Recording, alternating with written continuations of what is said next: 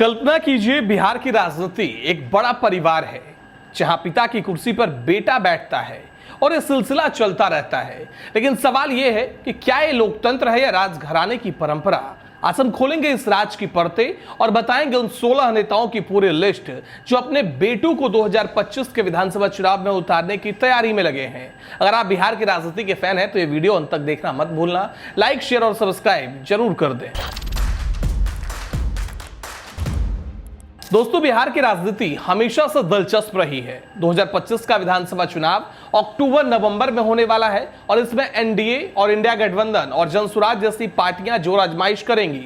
लेकिन इस बार का ट्विस्ट है परिवारवाद। हाल ही में रिपोर्ट्स में खुलासा हुआ कि कई बड़े नेता अपने बेटों और बेटियों को चुनावी मैदान में उतारने वाले हैं। ये नेता अलग अलग पार्टियों से हैं और ये परिवारवाद की बहस को फिर से गरमा रहा है। पिछले चुनाव में भी ऐसा देखा गया है। जैसे नीतीश कुमार के बेटे निशांत कुमार को जेडीयू कार्यकर्ता चुनाव लड़ाने की मांग कर रहे हैं। पोस्टर लगे हैं जहां लिखा है कार्यकर्ताओं की मांग, चुनाव लड़े निशांत। निशांत ने हाल ही में एक कार्यक्रम में अपने पिता की योजनाओं पर बात की और अटकलें लग रही हैं कि वो हरनौत सीट से लड़ सकते हैं, लेकिन यह सिर्फ एक उदाहरण है। अब बात करते हैं दामाद राजनीति की, जो बिहार में एक गर्म टॉपिक है। हाल ही में चिराग पासवान की बहनोई मृणाल पासवान को बिहार एससी कमीशन का अध्यक्ष बनाया गया और जीतन राम मांझी के दामाद देवेंद्र मांझी को वाइस प्रेसिडेंट, फिर अशोक चौधरी के दामाद श्यान कुणाल को स्टेट रिलीजियस ट्रस्ट बोर्ड में जगह मिली। विपक्ष ने इसे नेशनल दामाद आयोग का नाम दिया। परिवारवाद पर बहस छिड़ गई, लेकिन परिवारवाद सिर्फ बेटों या दामादों तक सीमित नहीं। 2025 चुनाव में कई पार्टियां अपने नेताओं के रिश्तेदारों को टिकट दे रही है। मिसाल के तौर पर देखिए तो दिल्ली चुनाव में भी ऐसा देखा गया, जहां पार्टियां परिवारवाद पर आरोप लगाती हैं लेकिन खुद रिश्तेदारों को मैदान में उतारती है। बिहार में भी यही ट्रेंड है। आरजेडी, जेडीयू, बीजेपी, इसमें सब शामिल हैं। अब आते हैं मुख्य पॉइंट पर। रिपोर्ट्स के मुताबिक 2025 विधानसभा चुनाव में कई नेता अपने बेटों और बेटियों को लॉन्च करने वाले हैं। नीचे मैंने प्रमुख 16 नामों की लिस्ट दी है। पहला नाम मुख्यमंत्री नीतीश कुमार का है, जिनके बेटे निशांत कुमार की संभावना है कि इस बार वो हरनौत सीट से विधानसभा का चुनाव लड़ सकते हैं।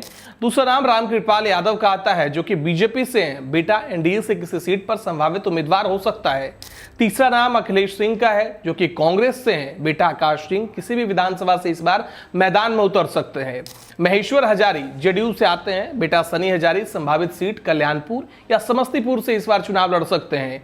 जीतन राम मांझी हम पार्टी के अध्यक्ष हैं। बेटे संतोष सुमन और छोटा बेटा एमएलसी मंत्री से आगे है। छठा नाम पशुपति पारस का है, जो कि आरएलजेपी के अध्यक्ष हैं और बेटा यशराज संभावित सीट अलौली से इस बार विधानसभा के चुनाव लड़ सकते हैं।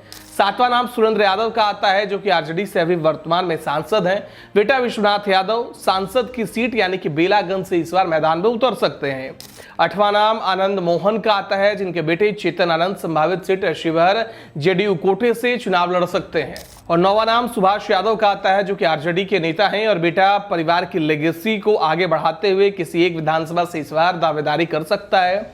10वां नाम विनोद नारायण झा, जो कि बीजेपी से आते हैं। बेटा विजय झा संभावित सीट मधुबनी या बाबूबाड़ी से इस बार चुनाव लड़ सकते हैं। 11वां नाम अरुण यादव का है, जो कि आरजेडी से हैं और बेटा संभावित सीट संदेश से इस बार मैदान में उतर सकते हैं। 12वें नाम की जिक्र करें तो मीना सिंह हैं, जो कि जेडीयू से आते हैं और बेटा परिवार की ही सीट से इस बार मैदान में दावेदारी पेश कर सकता है। और 13वां नाम वीणा देवी का है, जो कि एलजेपी से हैं। बेटी कोमल संभावित सीट गायघाट से चुनाव लड़ सकती हैं। 14वें नाम की जिक्र करें तो गुलाब यादव आरजेडी से हैं। बेटी बिंदु संभावित सीट झंझारपुर वीआईपी से चुनाव लड़ सकता है। अशोक चौधरी जेडीयू से हैं। बेटी शांभवी चौधरी पहले से सांसद है परिवार की ओर से। 16वां नाम चिराग पासवान का आता है, जो कि केंद्र में मंत्री हैं और स्वर्गीय रामविलास पासवान के बेटे हैं। हाजीपुर या वैशाली से इस बार विधानसभा का चुनाव लड़ सकते हैं। ऐसी अटकलें तेज है। तो ये लिस्ट राजनीतिक चर्चाओं पर आधारित है। कुछ नामों में बदलाव हो सकता है और पूरी डिटेल्स चुनाव घोषणा के बाद साफ होंगी।